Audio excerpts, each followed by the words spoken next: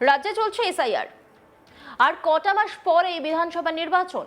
তার আগেই রাজ্যের দিকে দিকে বোমা অস্ত্র উদ্ধার বেড়ে গিয়েছে। আর এই ঘটনা যদিও নতুন কিছু নয়, প্রায় রোজই রাজ্যের একাধিক জায়গা থেকে বোমা বা আগ্নেয়াস্ত্র উদ্ধারের ঘটনা সামনে আসছে। তাতে করে রীতিমতো চাঞ্চল্য ছড়ায়। আর বিশেষ করে বীরভূম, মুর্শিদাবাদ, মালদা তো অস্ত্র বোমার আঁতুড়ঘরে পরিণত হয়েছে। ভোটের দামামা বাজার আগে বোমার দামামা শুরু। 26-এর বিধানসভা নির্বাচনের আগে রাজ্যের দিকে দিকে আগ্নেয়াস্ত্র থেকে শুরু করে বোমা উদ্ধারের ঘটনা ঘটছে। আর এই অস্ত্রশস্ত্র নাকি সবই বাইরের রাজ্য থেকে আসছে। ভোটের আগে ফের বোমা উদ্ধার। এবার বিধানসভা নির্বাচনের আগে বীরভূমে বস্তা ভর্তি বিস্ফোরক উদ্ধারের ঘটনায় তীব্র চাঞ্চল্য ছড়ালো। পুলিশ সূত্রে জানা গেছে, নলহাটি থানার অন্তর্গত বানিয়র পঞ্চায়েতের খাপুর ক্যানেল এলাকায় টহলদারির সময় একটি সন্দেহভাজন মোটর বাইক আটক করে তল্লাশি চালানো হয়। তল্লাশিতে বাইকের পেছনে বাঁধা কম্বল থেকে উদ্ধার হয় বিপুল পরিমাণ বিস্ফোরক। উদ্ধার হওয়া বিস্ফোরকের মধ্যে রয়েছে 500 পিস বিস্ফোরক, 50 কেজি অ্যামোনিয়াম নাইট্রেট। এরপরে অভিযুক্ত বাইক চালককে গ্রেপ্তার করে পুলিশ। বাইক সহ বিস্ফোরকগুলি বাজেয়াপ্ত করা হয়েছে।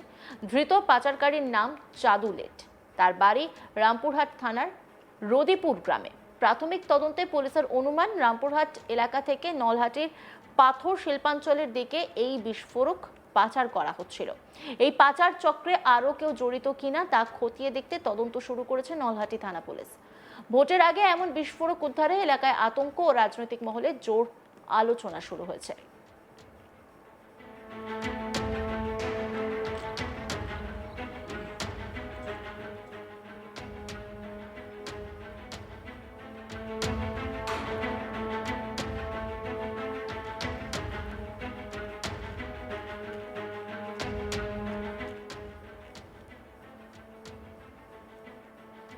সামনেই রয়েছে বিধানসভা নির্বাচন, আর সেই নির্বাচনের আগেই রাজ্যের বিভিন্ন প্রান্ত থেকে শোনা যাচ্ছে অস্ত্র উদ্ধার হচ্ছে।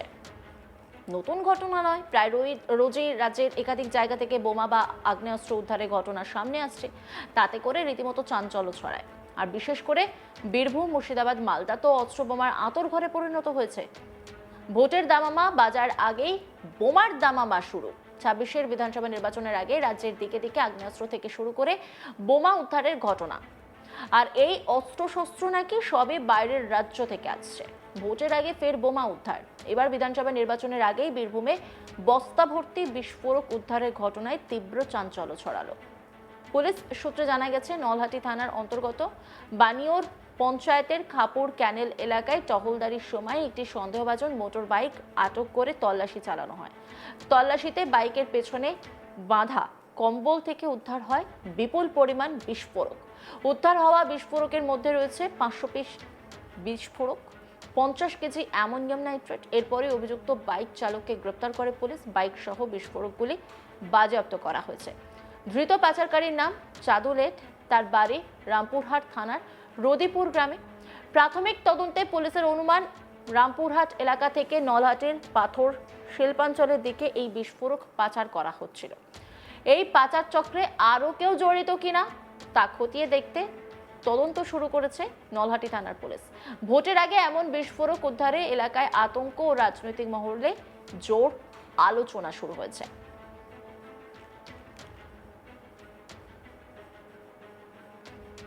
এই নিয়ে একটি রিপোর্ট তুলে ধরেছেন আমার কলিগ, দেখব।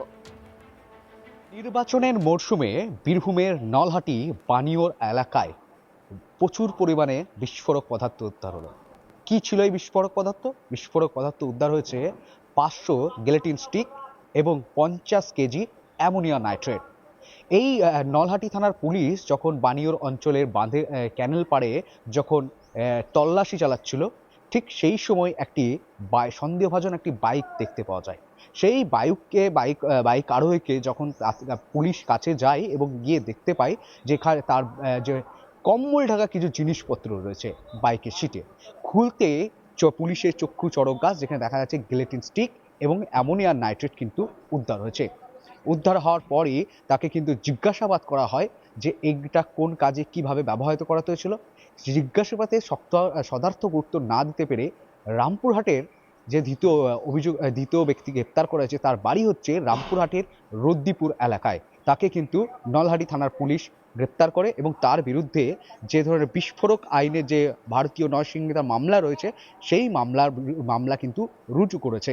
তার বিরুদ্ধে কিন্তু তাকে মামলা রুজু করার সাথে সাথে তাকে জিজ্ঞাসাবাদ করা হচ্ছে যে এই বিস্ফোরকের সাথে আরও কেউ জড়িত রয়েছে কিনা, না আরও কোনো পাচার সঙ্গে যুক্ত রয়েছে কিনা।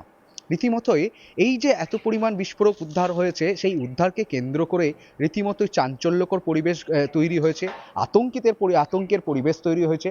সেখানে অন্যদিক থেকে বিভিন্ন আরও তথ্য উঠে আসছে যে কোনো বিস্ফোরকের ছক ছিল কিনা।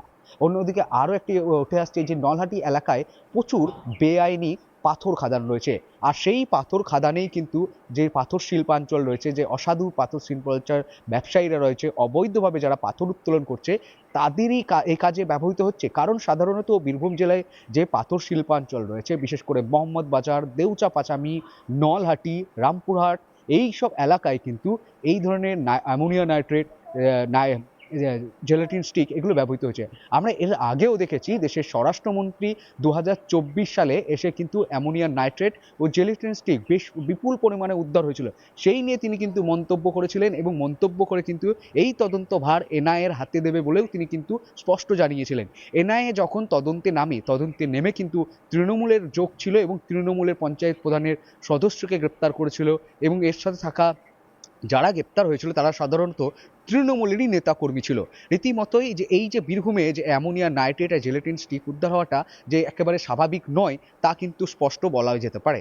তবে পুলিশ এই ঘটনায় কিন্তু আরও তদন্ত করছে যে এই ঘটনার সাথে আর কারা কারা জড়িত রয়েছে। রীতিমতোই যে এই জেলা সামনেই নির্বাচন, অথচ এই ধরনের এক ধরনের বিস্ফোরক যে জেলাটিন স্টিক, অ্যামোনিয়া নাইট্রেট এগুলো বিভিন্নভাবে কিন্তু কুখ্যাত দুষ্কৃতীরা ব্যবহার করে থাকে। বিভিন্ন যে বিস্ফোরণ কাণ্ড ঘটে থাকে, সেই বিস্ফোরণ কাণ্ডে কিন্তু এইসব পদার্থ ব্যবহৃত হয়ে থাকে। তার জন্য কিন্তু বীরভূম জেলার নিরাপত্তা নিয়ে প্রশ্ন উঠছে।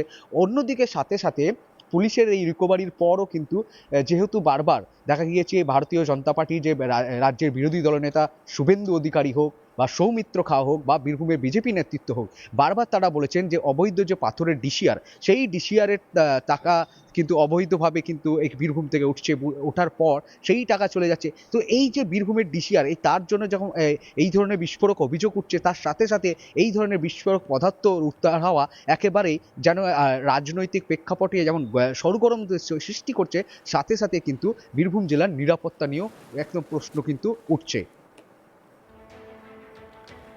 সামনেই রয়েছে বিধানসভা নির্বাচন, আর সেই নির্বাচনের আগেই দেখা যাচ্ছে বঙ্গ রাজনীতি উত্তপ্ত হয়ে উঠছে। বিভিন্ন জায়গা থেকে আগ্নেয়াস্ত্র উদ্ধার হচ্ছে। বীরভূমের আগেও আগ্নেয়াস্ত্র উদ্ধার হয়েছে, আবারও আগ্নেয়াস্ত্র উদ্ধার। অন্যান্য খবরের আপডেটের জন্য অবশ্যই নজর রাখুন আজ তাক বাংলার ইউটিউব স্ট্রিমিংয়ে। লাইক, কমেন্ট, শেয়ার এবং সাবস্ক্রাইব করতে ভুলবেন না।